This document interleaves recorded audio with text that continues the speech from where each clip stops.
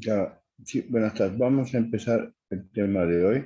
Lo menos, esta es una enfermedad de origen de etiología parasitaria.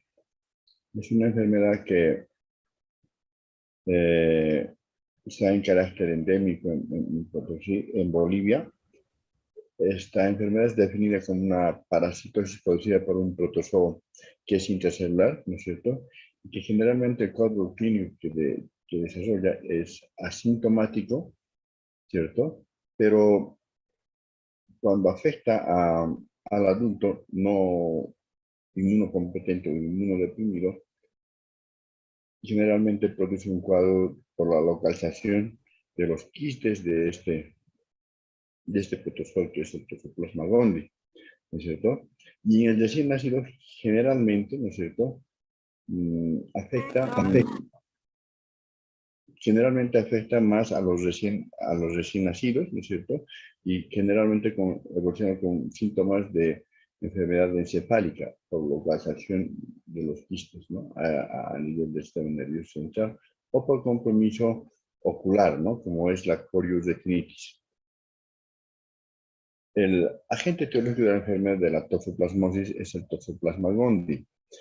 Este Toxoplasma gondii que está conceptuado dentro del grupo de la familia de los protozoarios, ¿no es cierto? Durante su ciclo atraviesa por tres periodos sucesivos.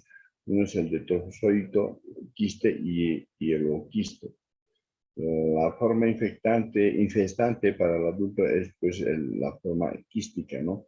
Ahora, este trofozoito se caracteriza porque es intracelular, además que es inmóvil. Ahora, esta forma de parasitaria está presente tanto en los transmisores de la enfermedad como generalmente son los felinos, los gatos, ¿no es cierto? Y secundariamente también se localiza ya en su forma crónica y avanzada en el huésped, que suele ser el hombre, en este caso el hombre en sentido genérico, ¿no?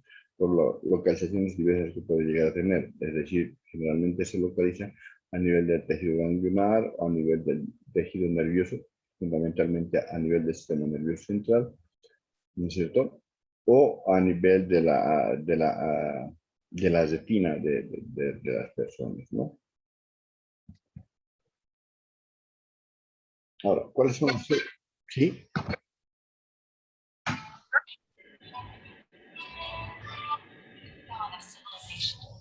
Ya. Me voy a conectar de nuevo entonces, por favor. Discúlpenme, ¿ya?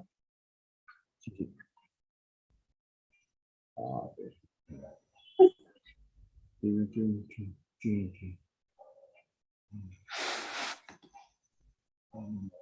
Voy a salir un momento de la reunión para volver a conectarme, ¿ya? Por favor. A ver. A ver.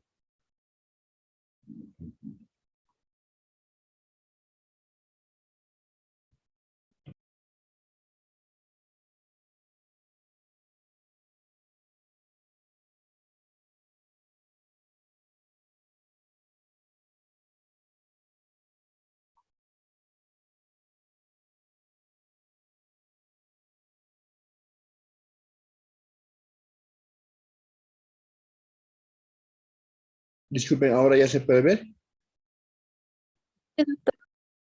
Perfecto.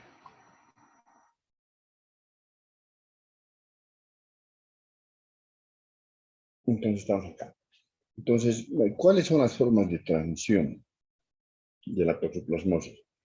Eh, Una es la vía digestiva, ¿no es cierto? Que se produce a través de la ingestión de alimentos, ¿no es cierto? Mm, Inadecuadamente elaborados, ¿no es cierto? Eh, ¿No es cierto? Y fundamentalmente uno llega a adquirir por el consumo de alimentos como carne vacuna o ovina, generalmente, que es lo más frecuente. O por la ingestión de alimentos, ¿no es cierto? Como las verduras, ¿no es cierto? Donde están contaminadas con deyecciones de los transmisores de la enfermedad, como en este caso son los felinos, ¿no? O otra vía de contagio que es de las más frecuentes, ¿no es cierto? Porque fundamentalmente esta afecta también a un grupo etario muy, muy vulnerable, como son los neonatos, ¿no es cierto?, es la forma transplacentaria. Es decir, una vez que la madre llega a adquirir la enfermedad, tiene la probabilidad, la posibilidad, existe la posibilidad, la probabilidad de que ella a través de la embarazada, a través de la circulación materno-fetal, y este parásito va a poder franquear, traspasar la barrera placentaria y producir su rol patógeno en el recién nacido, en el neonato, ¿no? La forma de transmisión transplacentaria. Otra forma menos frecuente actualmente es esporádica y es excepcional, es el trasplante de órganos. Otra forma de contagio aún todavía más excepcional, más rara, ¿cierto?, pero que sí se puede dar, es la transmisión a través de la transfusión de sangre o hemoderivados, es decir, a través de la transfusión de paquete globular rojo o paquete plaquetario o plasma fresco, ¿no es cierto?, se puede transmitir la enfermedad.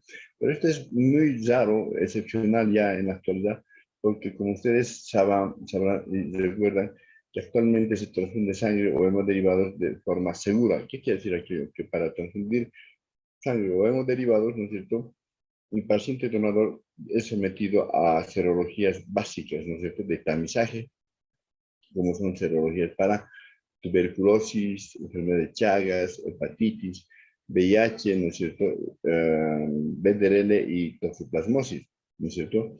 Y el donador que tenga serología positiva para eso es descartado como donador de sangre, ¿no? Y otra forma de contagio es la forma por contacto directo. Para esto, ¿qué se necesita? Que el parásito, ¿no es cierto?, esté en las superficies, ¿no es cierto?, o en la superficie terrestre, ¿no es cierto?, y que haya una solución de continuidad para que pueda ser, a través de esta solución de continuidad, que puede ser cutánea o conjuntival, ¿no es cierto?, el huésped pueda introducir a través de las capas, ¿no?, que es una forma de contagio también rara. Los más frecuentes son la forma de contagio en el adulto, la digestiva, ¿no es cierto?, y en el neonato la transplacentaria, ¿no?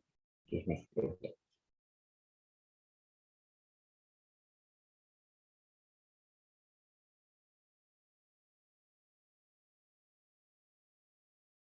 Clasificación de la enfermedad. La enfermedad se clasifica en dos grandes grupos, ¿no?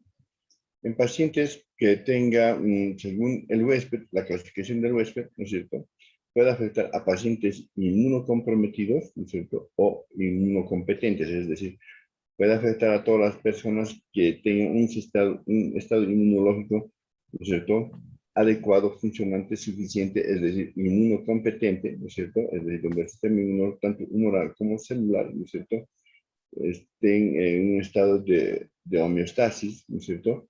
Y entonces, en estos pacientes, generalmente la característica es que al padecer un paciente inmunocompetente la enfermedad, ¿no es cierto?, va a desarrollar pocos síntomas, generalmente es oligosintomático o asintomático. Y de hecho, por ejemplo, estos pacientes inmunocompetentes, es decir, cuyo sistema inmunológico funciona adecuadamente, es decir, está en un estado de homeostasis, ¿no es cierto?, el tratamiento no se requiere realizar en estos pacientes. En cambio, a aquellos pacientes inmunodeprimidos, que cada vez es más frecuente en nuestra sociedad, en Potosí, en Bolivia y el mundo, la presencia de pacientes inmunocomprometidos o inmunodeficientes, ¿no?, o no inmunocompetentes, ¿no es cierto? Esta presencia de este tipo de pacientes o personas es cada vez más frecuente. En estos pacientes sí va a desarrollar sintomatología importante y en estos pacientes sí requiere tratamiento farmacológico para, ¿no es cierto?, tratar la toxoplasmosis. Ahora, según la forma de presentación clínica, la toxoplasmosis puede ser clasificada en congénita y adquirida, ¿no? En congénita, como veremos en sus tres formas de presentación, la forma adquirida, que puede ser, generalmente esta afecta ya al adulto, ¿no es cierto?, puede ser en forma ganglionar, ocular o sistémica, ¿no? Y de acuerdo a su evolución, la toxoplasmosis puede ser aguda, crónica o latente. ¿Qué es lo que más frecuentemente encontramos? Generalmente encontramos en forma latente o crónica en la práctica clínica.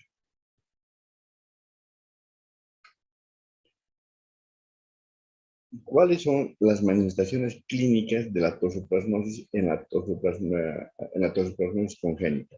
Primero, decirles que se puede presentar en la forma asintomática, forma neonatal, ¿no es cierto? La forma retardada, ¿no es cierto? Y su forma clínica como es la coriodectinitis. La forma asintomática, cuando el recién nacido solamente no presenta ningún tipo de signo sintomatología y solamente es positivo desde el punto de vista serológico. Es decir, en este paciente no dejan absolutamente ningún tipo de síntomas ni tampoco ningún tipo de secuelas, ¿no? Entonces, en consecuencia, este paciente no requiere tratamiento. Ahora, la forma neonatal, que es una de las formas más frecuentes, se caracteriza fundamentalmente, ¿no es cierto? Es decir, esta es la que se presenta máximo hasta los 28 días después de producirse el parto. Y generalmente estos pacientes ya nacen con manifestaciones clínicas, como por ejemplo es la ictericia, ¿no? O sea, es una ictericia neonatal de etiología parasitaria, ¿no es cierto?, producida por Toxoplasma gondii. Ahora, ¿qué síntomas más presenta este paciente? Obviamente, al producirse ictericia, ¿no es cierto?, ya produce hepatomegalia, esplenomegalia. Además de eso, va a producirse un exantema hemorrágico morbiliforme, ¿no es cierto? Además, por esto, ¿no es cierto?, por insuficiencia hepática y por la localización encefálica del toxoplasma gondii va a producir convulsiones, ¿no? Convulsiones, inclusive puede llegar al estado de coma, ¿no? También puede, por su localización, producir oftalmoplegia, microoftalmía, ¿no es cierto? Y parálisis espástica. Como ustedes verán, en este caso, el pronóstico del paciente es malo. El pronóstico vital y funcional del paciente es malo, porque si llega a sanar, puede muy probablemente quedar con secuelas. Y una de las secuelas generalmente es síndrome convulsivo o hidrocefalia, ¿no? Entonces, el pronóstico funcional y vital de estos pacientes es malo. En la forma retardada de presentación de la toxoplasmosis congénita, ¿no es cierto?, ¿qué es lo que se aprecia fundamentalmente? Un retardo en el desarrollo, ¿no es cierto?, y crecimiento, es decir, un desarrollo psicomotor, que afecta tanto a las cualidades físicas como psíquicas, ¿no es cierto? ¿Por qué? Porque generalmente las localizaciones se producen a nivel cerebral, es decir, el tejido nervioso central a nivel cerebral, ¿no es cierto? Son difusas, ¿no es cierto? Y son calcificadas. Además, ¿qué va a presentar de este retardo? Síndrome convulsivo, ¿no es cierto? Y además hidrocefalia. Y muchos de estos pacientes se caracterizan porque además al producir una hidrocefalia de carácter obstructivo van a producir también cráneos, es decir, macrocefalias, ¿no? Entonces, estos pacientes requerirán, además del tratamiento farmacológico, requerirán tratamiento quirúrgico, como por ejemplo, ¿qué es? Retirar las calcificaciones, realizar la exéresis de estas calcificaciones, y si el paciente llega a tener hidrocefalia, el tratamiento tendrá que ser una derivación ventricular, ¿no? Instalar una válvula de derivación ventricular peritoneal, ¿no? Además, es decir, no solamente requieren tratamiento farmacológico, sino también requieren tratamiento quirúrgico simultáneo, ¿no? Independientemente de aquello, el pronóstico funcional del paciente es malo, pero no así el pronóstico vital, es decir, la esperanza de vida no se ve acortada ni limitada, pero sí el diagnóstico funcional va a ser malo, ¿no? Es decir, por el desarrollo, el escaso desarrollo psicomotor del paciente. En sus formas de presentación de coriodectinitis, ¿qué produce generalmente? Produce la calcificación de quistes intraretinianos, ¿no es cierto?, que esto ya se produce desde el momento de la gestación, es decir, ya desde el periodo embrionario, ¿no es cierto? ¿Y qué se va a producir? Va a producir una uveitis posterior, lo cual va a producir una disminución, ¿no es cierto?, de la agudeza visual, ¿no es cierto? Estos quistes llegan a veces a cicatrizar, ¿no es cierto? Una vez que cicatrizan, este paciente puede presentar, dependiendo del comportamiento de su estado inmunológico, puede presentar recaídas. Esto generalmente ocurre más o menos en el 35% del caso. Ahora, ¿qué incidencia tiene estas formas de toxoplasmosis de transmisión transplacentaria? Aproximadamente se produce en 1 de 3.000 casos, ¿no es cierto?, diagnosticados durante el embarazo. Es decir, podemos llegar a diagnosticar unos 3.000 casos, ¿no es cierto?, de toxoplasmosis en las embarazadas. De estos, aproximadamente, solamente, afortunadamente, el 1% llega a desarrollar una de estas formas de toxoplasmosis neonatal. En el caso cuando afecta la toxoplasmosis al paciente adulto, ¿no es cierto?, esto puede afectar a pacientes inmunocomprometidos o inmunodeficientes. De lo que vamos a conversar ahora es de toxoplasmosis que afecta al paciente inmunocompetente, es decir, aquella persona cuyo estado inmunológico, tanto humoral como celular, está en un estado de homeostasis, ¿no? Y hablaremos de toxoplasmosis seguramente en el paciente inmunocomprometido cuando estemos conversando de lo que es la infección por VIH y SIDA.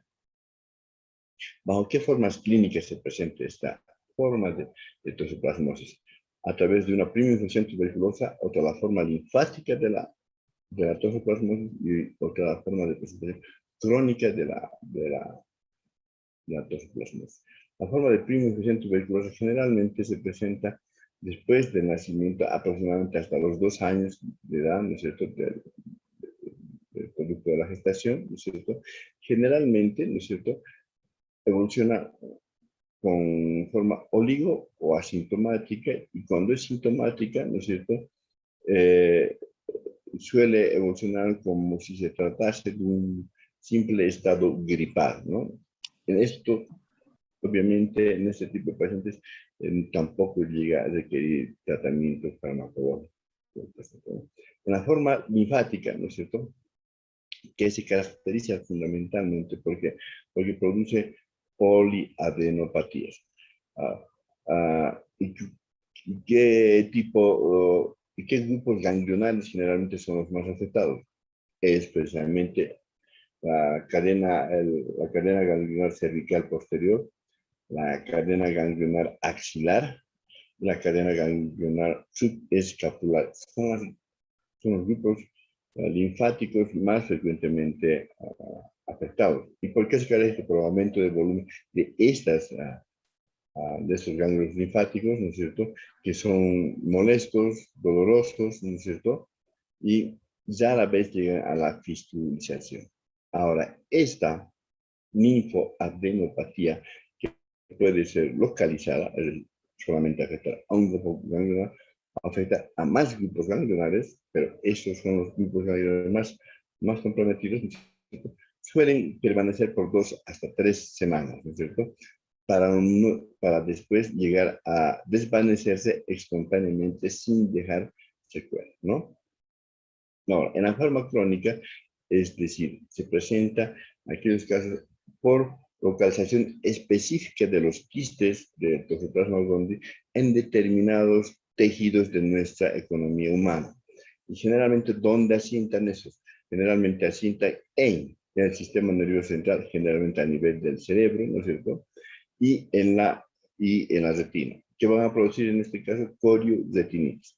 Y si afectan al sistema nervioso central con su locación cerebral encefálica, ¿qué van a producir generalmente? Son causas de síndrome convulsivo, ¿no?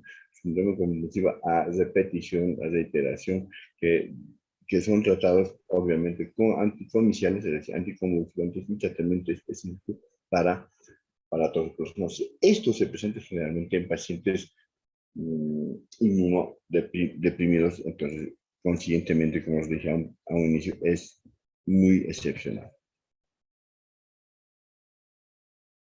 ¿Cómo se realiza el diagnóstico de toxoplasmosis? Como verán, cuando afecta al neonato, lo que tenemos es que el motivo de consulta generalmente es ictericia neonatal, ¿no es cierto? En el caso hay que revisar al paciente, evaluar al paciente a través de una buena historia clínica, ¿no es cierto?, una buena historia clínica, tanto a la progenitora, ¿no es cierto?, como al producto de la gestación, ¿no? Y los exámenes más, y cuando afecta al adulto, tenemos que realizar una adecuada historia clínica, ¿no es cierto?, y solicitar los exámenes. ¿Y cuál es el motivo generalmente en los adultos? El motivo de consulta. Uno, generalmente, por las formas clínicas que hemos repasado, generalmente son la presencia de linfadenopatía de causa aparentemente de etiología no determinada, ¿no es cierto? Y el otro motivo de consulta es generalmente la disminución aguda de la agudeza visual, o sea, la reducción de la agudeza visual, ¿no? Generalmente son las dos causas más frecuentes como motivo de consulta, ¿no? Para sospechar toxoplasmosis. Ahora, obviamente que la toxoplasmosis no es la única patología como causa, ¿no es cierto?, de linfadenopatías, porque es muy frecuente la linfadenopatía localizada o generalizada, muy frecuente en otras patologías, pero sí se debe tomar en cuenta como causa importante de linfadenopatía. ¿A qué exámenes complementarios vamos a solicitar?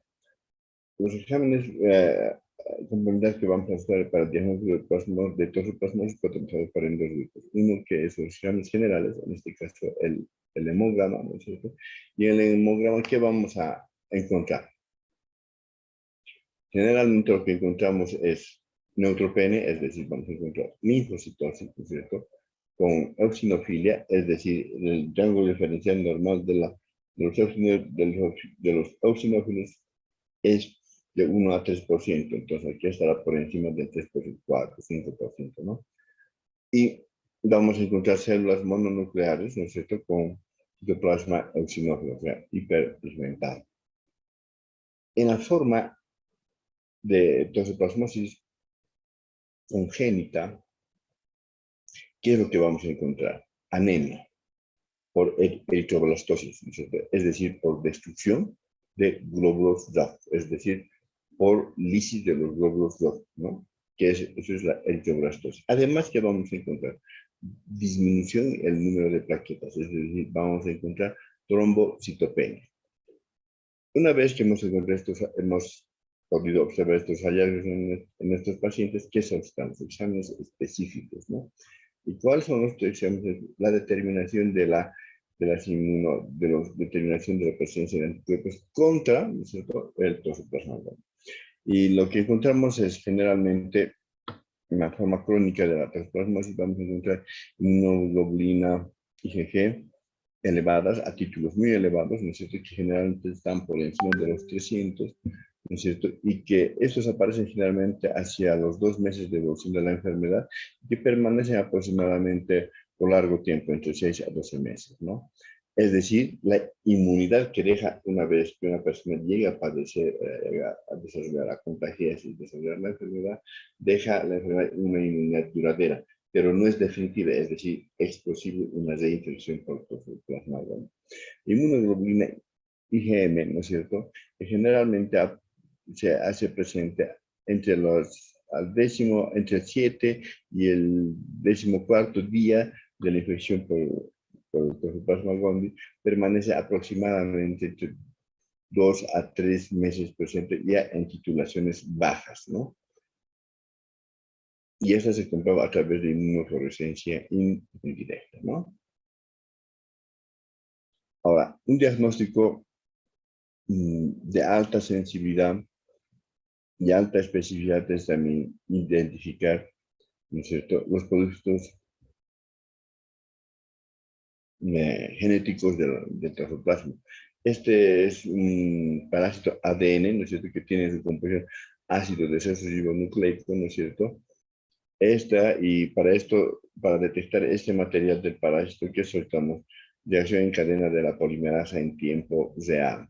Nos va a identificar el ADN del parásito, o sea, del toxoplasma gondii, ¿no es cierto?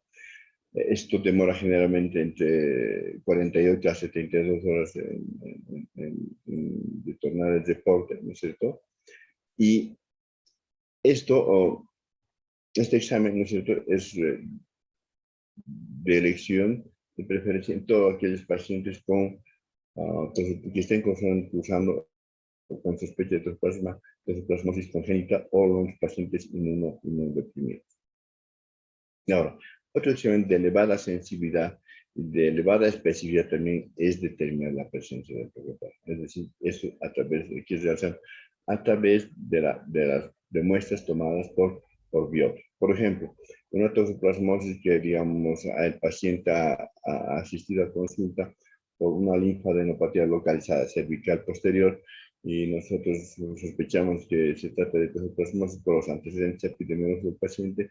Se realiza en este paciente la exéresis de ese ganglio se realiza la exéresis, se hacen los cortes con micrótomo, se hace la fijación de la placa y se lleva a cultivo y antibiograma, ¿no? Entonces, esta muestra también puede ser este tipo de cultivos de aislamiento del toxoplasma gondii, se pueden realizar en sangre, ¿no es cierto? Y en el líquido cefalorraquídeo. Obviamente, para una muestra de líquido cefalorraquídeo tendrán que realizarse una punción lumbar previa, ¿no? O en sangre, una toma de sangre aproximadamente de 10 ml para el cultivo. ¿No es cierto? Este método de diagnóstico es también de alta sensibilidad y alta especificidad. En los pacientes que estén cursando toxoplasmosis, ¿no es cierto?, aproximadamente llegan a tener una mortalidad del 10%, ¿no? Pero el problema es que, como les dije, fundamentalmente en la toxoplasmosis neonatal no es la calidad, no es esperanza de vida, sino el problema fundamental es que deja secuelas. Las secuelas son severas. Por eso decimos que el pronóstico funcional del paciente no es adecuado, más bien es malo. ¿Por qué? Porque produce retardo mental, retardo en el desarrollo psicomotor, ¿no es cierto? Secundario, ¿no es cierto? ¿Secundario a qué? Secundario a su localización encefálica, es decir, a nivel cerebral, o por la producción de hidrolisdosopala. Ambos, porque producen, van a predisponer a la presencia de síndrome convulsivo, es decir, epilepsia, ¿no es cierto? Y secundariamente pueden también producir hidrocefalia, ¿no? Entonces, esto produce alteración, modificaciones en el pronóstico funcional, ¿cierto? Y en la calidad de vida, pero no afectan de manera severa el pronóstico vital. Pueden llegar a vivir por mucho tiempo, pero sí van a tener alteraciones psicomotoras, ¿no? Y otro elemento importante es que muchas veces estos pacientes llegan a perder la capacidad visual, ¿no? Por estos dos hechos, el pronóstico en los pacientes que llegan a cursar y desarrollar los síntomas de toxoplasmosis neonatal, el pronóstico funcional es malo, ¿no? Ahora, ¿cuál es el tratamiento en estos pacientes? Decirles nuevamente, recalcarles que el tratamiento solamente se indica a los pacientes que cursan toxoplasmosis durante el embarazo, ¿no es cierto? Y a los pacientes que desarrollan toxoplasmosis congénita, ¿no? Y a los pacientes que desarrollan toxoplasmosis y que sean inmunodeprimidos o no inmunocompetentes, ¿no? El paciente que es inmunocompetente, ¿no es cierto? El adulto que es y cursa toxoplasmosis, ¿no es cierto?, no requiere de tratamiento porque generalmente casi siempre son asintomáticos, no requiere de tratamiento farmacológico. Ahora, la embarazada puede llegar a adquirir la enfermedad o contagiarse, desarrollar la enfermedad durante el primer trimestre del embarazo, ¿no es cierto?, en cuyo caso la probabilidad de transferir, de contagiar al producto de la gestación es aproximadamente del 15%, ¿no? Es decir, hay baja probabilidad de que haya contagio materno-fetal cuando la embarazada, ¿no es cierto?, adquiere la enfermedad durante el primer trimestre del embarazo. Pero, paradójicamente, ¿no es cierto?, si llegara a contagiar al niño, a transmitir la toxoplasmosis, la embarazada a su producto, ¿no es cierto?, durante el primer trimestre del embarazo, las lesiones que va a dejar en el producto son severas, ¿no? En cambio, cuando la embarazada llega a contagiarse, a desarrollarse, a presentar ese estadio de cero conversión, es decir, cero negativa, cero positivo para toxoplasma gondii, es decir, enferma con toxoplasma durante el último trimestre del embarazo, ¿no es cierto?, la probabilidad de contagio hacia el producto es alta, de aproximadamente del 65%, pero, ¿no es cierto?, la probabilidad de lesiones, ¿no es cierto?, en el producto es baja, ¿no? Es baja. Ahora, cualquiera sea la situación, ¿no es cierto?, la embarazada que esté cursando toxoplasmosis debe recibir tratamiento farmacológico. ¿Y con qué se realiza el tratamiento farmacológico? Con espiromicina. ¿Cuánto se da? 3 gramos al día, 1 gramo cada 8 horas, ¿no es cierto?, desde el momento de la seroconversión hasta el final del embarazo. Es decir, hasta que se produzca baja. Ahora, porque en este caso, ¿no es cierto?, se prioriza la salud materna, ¿no? Ese es el objetivo. Ahora, además, este tratamiento debe ser acompañado de seguimiento, ¿no es cierto?, ecográfico, ¿no es cierto?, del producto de la gestación, es decir, del niño, ¿no? O sea, del producto de la gestación del feto, ¿no? ¿Para qué? Para determinar si el producto de la gestación, ¿no es cierto?, tiene signos directos o indirectos, ¿no es cierto?, de toxoplasmosis, ¿no? ¿Cuáles serán los signos? Presentación de calcificaciones o hidrocefalia ya diagnosticada in útero en el transcurso de la gestación, ¿no? Y si hubiera signos de directos o indirectos de afectación encefálica del producto con toxoplasmosis, ¿no es cierto?, se iniciará tratamiento, ¿no es cierto?, sulfadoxina más pirimetamina por el lapso de un mes. De preferencia, este tratamiento se debe realizar durante el último trimestre del embarazo. Es decir, la madre, por ejemplo, ha sido diagnosticada de toxoplasmosis en el segundo mes de embarazo, a las 8 semanas, por decir, ¿no?, de gestación. Esta paciente debe ser sometida a un tratamiento con espiromicina hasta el final del embarazo, es decir, hasta el parto, con espiromicina. Además de control mensual, ¿no?, con estudio ecográfico. Y si en el niño, en el producto de la gestación, a los 6 o 7 meses se puede evidenciar, o a 5 meses se puede evidenciar la presencia de signos indirectos o directos, ¿no es cierto?, de toxoplasmosis por ecografía, ¿no es cierto?, se debe proponer a la madre, se debe proponer iniciar tratamiento para toxoplasmosis, ¿no es cierto?, in útero, ¿no es cierto?, con sulfadoxina o más pirimetamina. Este tratamiento se debe realizar solamente durante el último trimestre del embarazo. ¿Cuánto dura? Un mes, ¿no? Pero en ambos casos se debe priorizar la salud materna a la salud fetal, ¿no? Ahora, cuando la toxoplasmosis es neonatal, ¿no es cierto?, el tratamiento indicado es sulfadiazina más pirimetamina. Se debe administrar aproximadamente por 20 a 30 días, ¿no es cierto?, obviamente 2 kilogramos por kilogramo peso, ¿no es cierto? Y luego en lactantes, ¿no es cierto?, sulfadiazina, prescribir en forma diaria, ¿no es cierto?, aproximadamente por 1 año y más, siempre y cuando tengan lesiones localizadas a nivel de encéfalo, ¿no? O la pirimetamina, ¿no es cierto?, cada 2 a 3 días, ¿no es cierto?, como complementando el esquema de tratamiento con la sulfadiazina, ¿no? Esto más aproximadamente por 1 año de tratamiento. ¿Cuándo? Siempre y cuando el niño, el producto de la gestación, tenga estudios tomográficos de calcificaciones compatibles con toxoplasmosis, ¿no? No sé si tienen alguna consulta hasta acá, jóvenes.